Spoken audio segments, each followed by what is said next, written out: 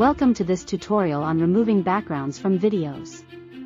In this video, we'll show you how to easily remove the background from your videos, giving them a professional and polished look.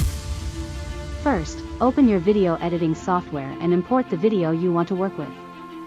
Make sure to choose a video with a clear subject and a distinct background.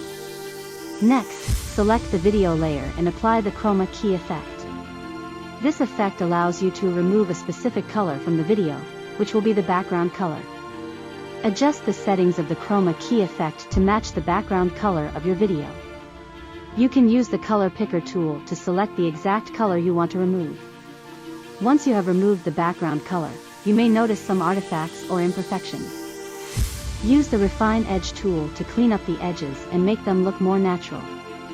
If there are any remaining areas that need to be removed, you can use the masking tool to manually erase them. This tool gives you precise control over what parts of the video are visible. Once you are satisfied with the background removal, you can add a new background to your video. Choose a background that complements your subject and enhances the overall visual appeal. Finally, preview your video to ensure that the background removal looks seamless and the new background blends well with the subject. Make any necessary adjustments to achieve the desired result.